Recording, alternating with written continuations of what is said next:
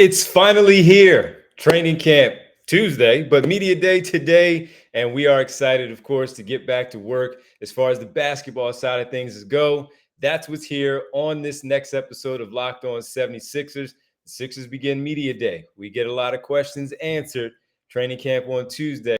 We dive into it all right here, next, right here, Locked On 76ers. You are Locked On 76ers, your daily Philadelphia 76ers podcast. Part of the Locked On Podcast Network, your team every day.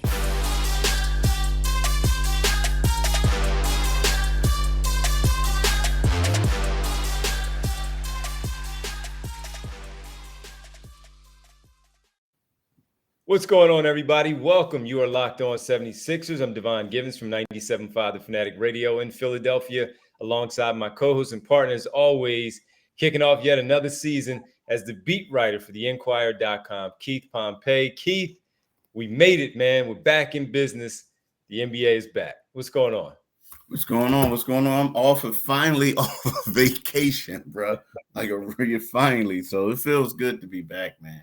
It does, man. Glad that it's here. Of course, it's the fall, and getting there, and we're back in the mix as it goes with the Philadelphia 76ers. We got to thank everybody for making Locked On 76ers your first listen every day. And remember, Locked On 76ers is free and available on all platforms, including YouTube at Locked On 76ers right here. Not just today, but of course, all season long. Keith, we got to start off with the overall landscape of the Philadelphia 76ers now that media day is here. The NBA is back. The Sixers are back. But we also have to talk about a story. Since you are off vacation, you are officially back. Matisse Thybulle, you wrote a big piece about Matisse Thybulle, his offseason, his objective for the upcoming offseason and all, and just trying to improve his game and get off to a really good start this season. And also news, again, with the Phoenix Suns, but we're forgetting about Robert Sarver in this one. We're focused more on the player. Jae Crowder, it seems that he and the Suns have come to an agreement that Crowder will not report to camp. That means he is going to be seeking a trade, and they're going to try to put that together as soon as possible. What does that mean for the Sixers? A lot of Sixer fans clamoring for it. We'll dive into that later. But first, Keith, let's get underway, man. Let's get started. The excitement level is huge here in Philadelphia about this basketball team, about what the prospects are for this team, that they could really make some noise in the NBA this year like they have been. When you look at this season upcoming, man, what makes this one different from any of the other teams that we did look at as Eastern Conference contenders and to a certain extent in certain years, NBA Finals championship contender? That's a great question, but it's hard to say, man, because to me, it's kind of like, I hate to say this, but it's like the same goal. They just have different subjects. You know what I mean? Like a couple years, it was Jimmy Butler, it was JJ Redick. Then it became, Tobias Harris. Then it was Al Horford.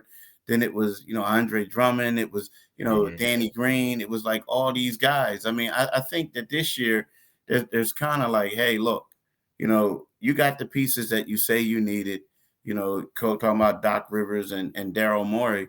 And it's one of those things where like, look, you guys got to do something. I mean, if we're going to be 100% honest, it's like you got to produce. But to me, early on, I mean, there's two question marks that everybody has. One is the last we saw Joel Embiid, he was playing with a facial fracture. He also had a messed up hand. He had some other ailments, a messed up, a finger. He had like other ailments that he had.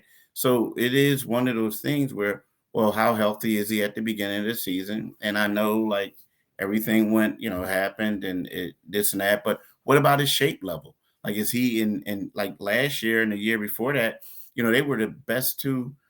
But he was in the best conditioning of his career last year when he came in for training camp. Well, let's see what is his condition level now.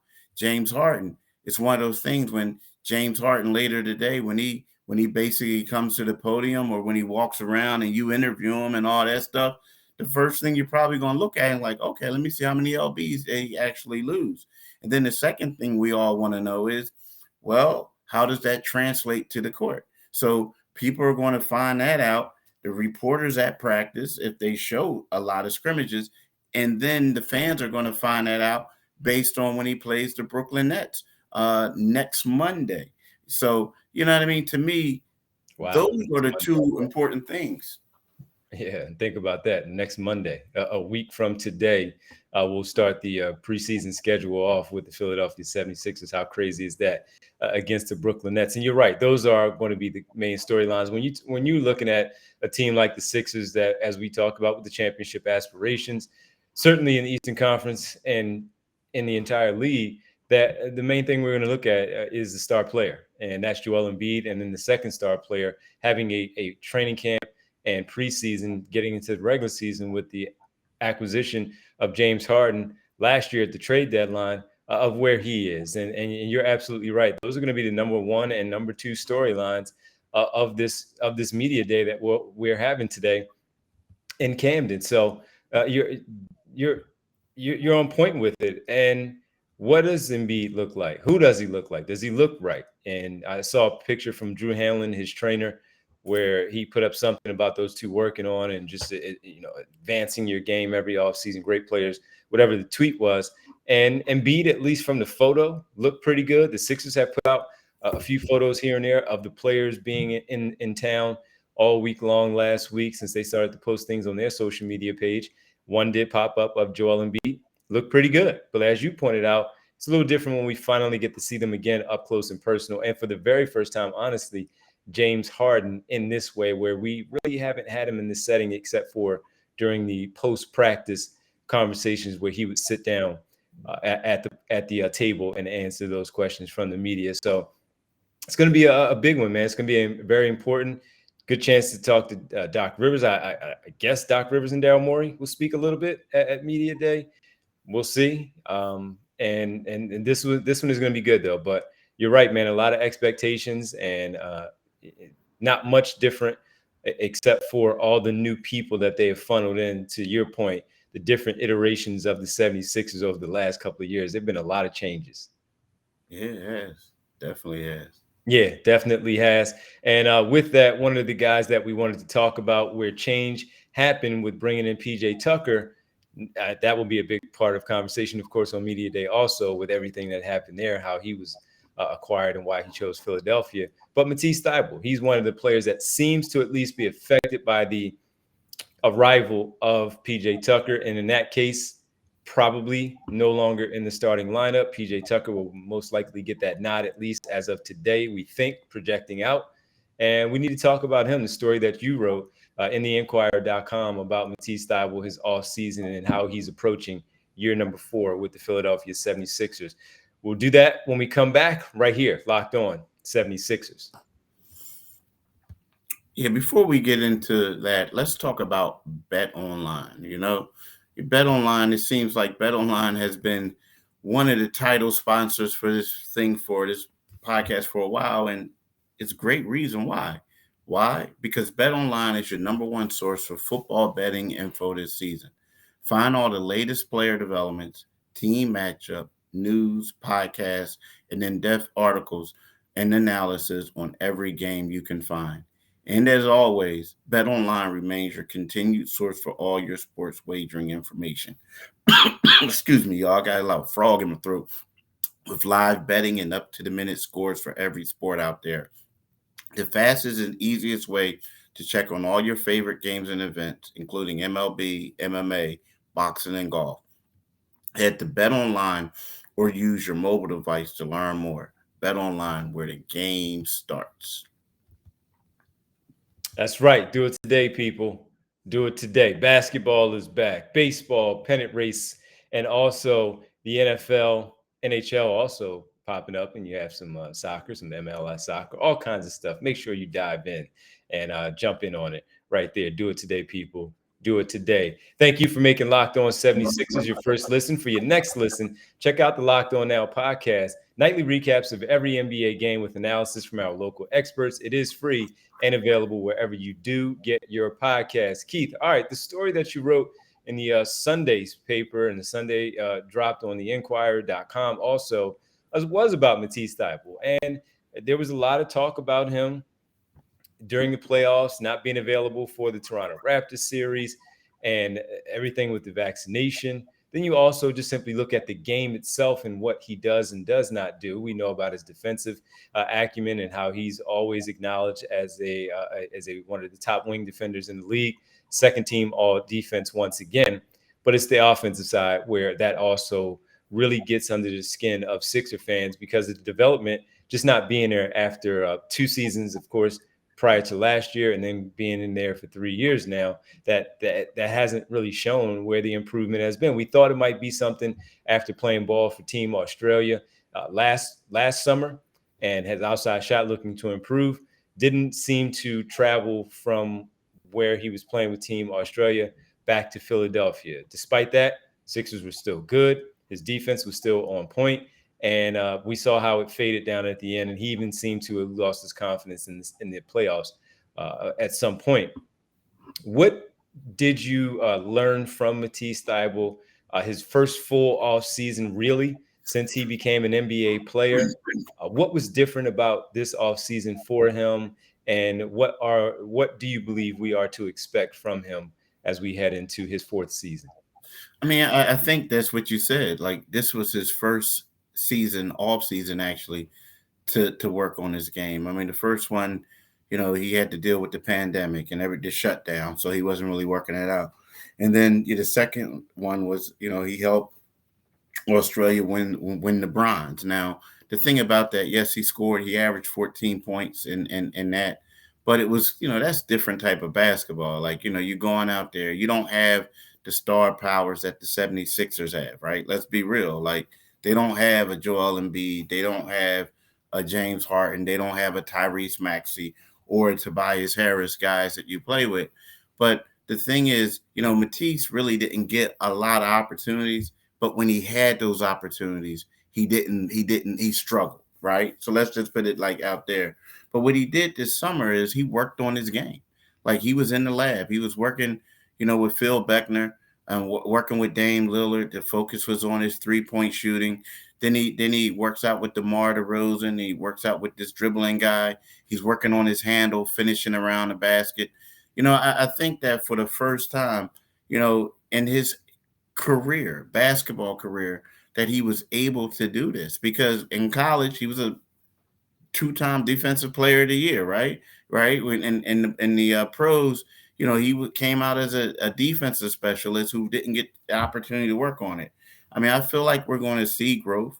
I saw some maturation. I saw a guy who basically, dealt with a lot. I talked to a guy who dealt with a lot and overcame that. Now, the one thing is, I look at it the most is there's nothing holding Matisse Thybulle back right now, right? So he has to go out there and tackle the moment. He spent time working on his jumper, right? It was the COVID situation last year where he missed some time in the Toronto series. Well, they're dropping that. So he could go to Canada now, and they're dropping their COVID-19 vaccination restriction if you're unvaccinated. So with that being said, I feel like the ball is in his court, and it's up to him to show what he can do, because he did put in the work.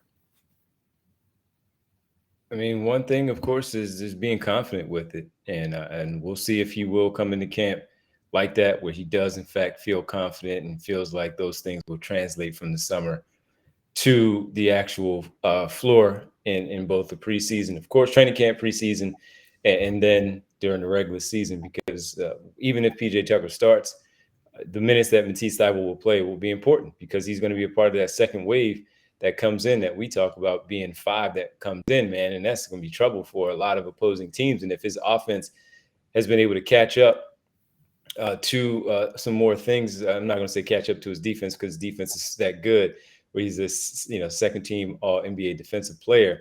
He's not going to reach that level, but to be a more than competent guy who can knock down an outside shot, feels good about putting the ball on the floor when players decide to close out on him and force him to make a decision, that he does that with a lot of confidence again, and is able to do something with the basketball, finish at the rim, or even take a jump shot where we see there. So I'm curious to see if the form is different, if there are some mechanical things that have changed with his shooting. I want to see that. Because if he's going to be here and he's not going to be traded or anything, then as I said, he's a big piece to what this team is looking to do and make some noise in the Eastern Conference and in the NBA overall. So we'll see him tomorrow. I'm sure he'll have a lot to say. I mean, today we'll see. I'm sure he'll have a lot to say with it all. He's going to be one of the more popular players for sure to be there at Media Day later on today. So I look forward to hearing what he has to say. Great piece by you, by the way. If you guys haven't read it, go check it out.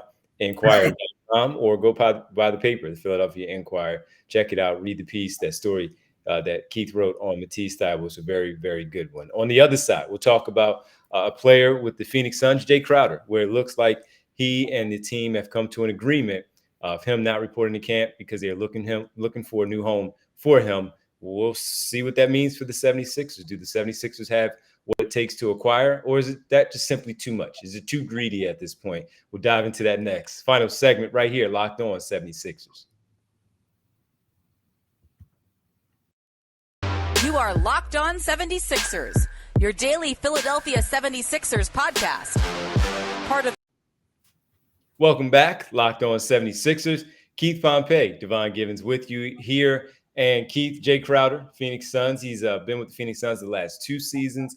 And with Jae Crowder, what travels with him wherever team he is, it means at least you get to the NBA Finals. A good chance. When he was with the Miami Heat before the Suns, they went to the NBA Finals. Got to the Suns, same deal, NBA Finals once again. So he won't attend Suns training camp. They're trying to find a trade for him. And his numbers, I know that he has signed, I think he makes $9.2 million last season. And just very interested to see, because Sixer fans, Keith, anytime we see a name, right, guys out there, Sixer fans, they want him. So he signed a 3-year contract worth $29 million, similar to the PJ Tucker contract. On this particular final year of his deal, 10.1 is Jae Crowder's deal. Does it make sense for the Philadelphia 76ers to look at Jae Crowder, see if they can get into this conversation? Maybe there's someone like Furkan Korkmaz who makes $5 million, and you can figure out where the rest of the money matches up to come as close as possible to acquire Jae Crowder. Does that make sense for the 76ers to look at Jae Crowder, or is that just too much at this point? I mean, that's a great question. Typically they always say, like, whenever somebody's available, it's good to just make the phone call just to see what they're asking about. But the question is, you got to ask yourself is, like, is it going to be just another overload of forwards? And who are you, like, you giving up? I mean, I would assume you give up Furkan, and some people are like, yeah, let Furkan go, this and that. He struggled. He did this. He did that. Well, Furkan's like one of the pure shooters you have. I mean, yes, you got some 3-and-D guys right now, but, Furkan's a 6'6" guard who can play, both positions. And Jae Crowder, him and PJ Tucker are going to have to play similar roles, and then what does that do with Paul Reed? What does that do with, the minutes with Tobias Harris? So, yes, it's with Matisse Thybulle. Matisse Thybulle. I mean, it's always great to say that. And who knows? Maybe you could trade Matisse, you could trade whomever. But to me, it's just like, is it going to be a good fit, or are you just having are you building a team, or are you just getting named role players who all play similar roles? I mean, you need a team to win a championship. I mean, as good as Michael Jordan and Scottie Pippen were. I mean, I remember one series, Steve Kerr hit the 3 to win it for him. Paxson hit the 3 to win it for him. They had, Dennis Rodman grabbing rebounds. They had this. They had a team, and I think that that's what they have right now, a team. So yes, you reach out and you just acquire. But to me, I don't know if I want to give up some pieces that I don't have for a player who has a lot of similarities to, like, people already on the roster. That's fair. And I've seen him a lot over the last 2 seasons in Phoenix. And he still has it at times where he can get on a roll and he'll knock down a ton of shots. He'll hit some big shots, fearless, tough, as we know, smart basketball player. But I would, in this particular case, maybe pass on it. Inquire, yes. Make the phone call, find out, speak to James Jones. What are you guys looking for? What could we possibly do? What would you want on our roster? Or here's what we're offering if we're interested. But yeah, just a preliminary phone call, just to put it out there, I think is good enough. But I just, yeah, like you said, man. I mean, at this point, and it's not just name; it's somebody who has finals experience. But I don't think you need him on this team at the moment, because if he's leaving there because of opportunity, and I don't know anything, and if that's the case, though, if we're reading that right, just watching it from afar, if that's the case, then where's the opportunity going to be here with Tucker and House, Reed, as you mentioned, Tobias Harris, all of those players coming off the bench, Harris being a starter with Tucker? Where does that leave him, and him being happy and content with the role that he has? So I agree. I think in this particular case, I'd probably pass on it. If we were talking other positions, maybe, but for this one, I'd probably just pass on it and let it be what it is. Yep. So that's where I am on it. Well, listen, man, I'm excited to get to it. See you later on, face to face, and catch up at the facility for media day. We have a lot, and we'll bring Keith, of course, as we thank everybody for making Locked On 76ers your first listen every day. We'll on our next episode, we'll just simply bring what we heard, what we found out from what stood out from media day, from the players and whomever else we have a chance to speak with. Now make your second listen Locked On NBA, where Locked On experts are covering the biggest stories around the NBA every Monday through Friday in less than 30 minutes. It is free and available wherever you get your podcasts. And also, as you make as you make us your first listen every day, now make your second listen Locked On Fantasy Basketball. Josh Lloyd hosts the #1 daily fantasy basketball show on the planet. It's free and available wherever you do get your podcast. Keith, since it's back, man, we're here. Let the folks know, if you don't mind, where they can find us. Yeah, you can also find us wherever you get your podcast. You can find us, and you can subscribe to us. That, and you can also go to YouTube and get us, right. But when you go to YouTube, what you need to do is click on that Liberty Bell, and you become, one of our newer or latest subscribers, right? So then also what you need to do is, you really need to do this, is you need to listen to my man D tonight rather, at the Divine Giving Show. Do you go on at 8:00 tonight? Is that what I'm it on is? at 8 tonight. Yeah, football things. So I'm Yeah. on 8 tonight. I'm sure we'll talk a lot about the Eagles, but I also have an opportunity. Eagles 3-0, so we have a chance to talk about that, and we'll also really get into, with a lot of Sixer fans, what I was able to check out, of course, at media day. So that's 8 to midnight tonight. And then, but it is typically for the rest of the week is going to be from 6 to 10. So go to 97.5 FM radio, and then you can listen to Divine. Also, you can follow my man at Divine G975 on Twitter. You can follow me on Twitter at Pompey on Sixers, and you can read my coverage of the Sixers in the Philadelphia Inquirer. You can log on at inquirer.com. And that's with an I, not an E, inquirer.com. Absolutely. Well, Keith, listen, man, I'll see you in a couple of hours. Should be fun. We'll be spending some time down there at the media day, and it should be a good time. We'll talk to everybody tomorrow with what we find out from all of the Sixers who speaks, and anybody else that we're able to catch up with. So everybody have a great Monday as you get your week started, and we look forward to talking with you all season long as the 76ers and the NBA get back at it. Media day, training camp underway tomorrow. Keith, have a good you're traveling. You have to be at camp with them in South Carolina. So you have a safe flight, and we'll talk to you from South Carolina tomorrow, man. Thanks. All right, brother. Talk to you tomorrow. You got it.